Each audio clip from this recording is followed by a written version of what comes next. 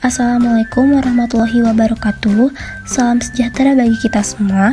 Salam, Om Swastiastu, Namo Buddhaya, dan salam kebajikan. Perkenalkan, saya Rahma Putri dengan nomor pokok mahasiswa 2305501210007. Di sini saya bersama dengan dua rekan saya, ada Siti Yulia dan Yusuf. Kami dari mahasiswa Fakultas Ilmu Kesehatan Universitas 11 April, Program Studi Ilmu Kesehatan Masyarakat. Kami dari kelompok 3 Biomedik bertujuan membuat video ini untuk memenuhi tugas dari mata kuliah Biomedik dengan tema promosi kesehatan yang berjudul Toksoplasmosis. Mari kita simak bareng-bareng, apa sih toksoplasmosis itu? Nah, jadi toksoplasmosis itu adalah penyakit infeksi akibat parasit Toxoplasma gondii yang umumnya menular dari kotoran kucing. Infeksi ini pada umumnya tidak menyebabkan keluhan, tetapi bisa menyebabkan masalah kesehatan serius jika terjadi pada ibu hamil atau orang dengan daya tahan tubuh yang lemah.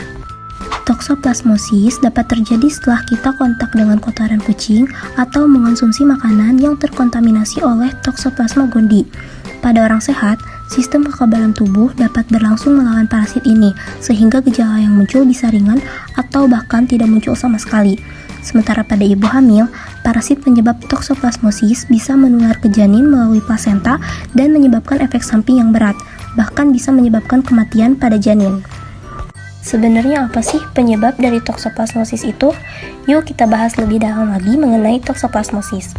Jadi, faktor penyebab dari toksoplasmosis terjadi ketika parasit Toxoplasma gondii masuk ke dalam tubuh manusia. Parasit ini bisa berasal dari semua jenis hewan, tetapi kucing merupakan pembawa utamanya. Parasit Toxoplasma gondii dapat berkembang di usus kucing dan keluar bersama kotoran kucing. Setelah masuk ke tubuh seseorang, parasit penyebab toksoplasmosis tidak dapat menular ke orang lain. Namun, perlu diketahui bahwa parasit toksoplasma dapat menetap dalam kondisi tidak aktif di otot, paru-paru, maupun otak selama bertahun-tahun. Faktor resiko toksoplasmosis antara lain menderita HIV atau AIDS, mengkonsumsi obat kortikosteroid atau imunosupresif jangka panjang, sedang menjalani kemoterapi, menjalani transplantasi organ. Penderita yang mengalami gejala toksoplasmosis mirip dengan gejala flu, yaitu demam, nyeri otot, sakit kepala, kelelahan, sakit tenggorokan, pembengkakan kelenjar getah bening terutama di bagian leher. Adapun pengobatan toksoplasmosis pada pasien yang tidak sedang hamil atau mengalami gangguan kekebalan tubuh, toksoplasmosis umumnya ringan dan tidak memerlukan perawatan khusus. Namun, pada toksoplasmosis yang sampai bergejala, dokter akan memberikan pengobatan sesuai kondisi pasien. Toksoplasmosis pada pasien tanpa gangguan kekebalan tubuh dan tidak hamil, jika pasien mengalami gejala infeksi toksoplasmosis, dokter dapat meresepkan beberapa obat, yaitu yang pertama, piremetamin untuk menghambat pertumbuhan gondii. Yang kedua, leukovorin untuk mengurangi efek samping pirimetamin. Yang ketiga, sulfadiazin yang dikombinasikan dengan pirimetamin untuk mengobati toksoplasmosis. Dan yang terakhir, azitromisin untuk mengatasi toksoplasmosis pada pasien yang alergi terhadap sulfadiazin pada pasien wanita yang sedang merencanakan kehamilan. Dokter akan memberi anjuran untuk menunda kehamilan sampai 6 bulan setelah pengobatan selesai. Pengobatan toksoplasmosis pada ibu hamil dan bayi pada pasien yang sedang hamil dilakukan berdasarkan usia kehamilan dan kondisi pada janinnya. Dan adapun obat yang mungkin digunakan yaitu yang pertama spiramisin jika janin tidak tertular infeksi, yang kedua primetamin, sulfadiazin, dan leukovorin jika janin tertular dan usia kehamilan lebih dari 16 minggu. Pada bayi baru lahir, dokter akan meresepkan primetamin, sulfadiazin, dan leukovorin sampai bayi berusia 1 atau 2 tahun.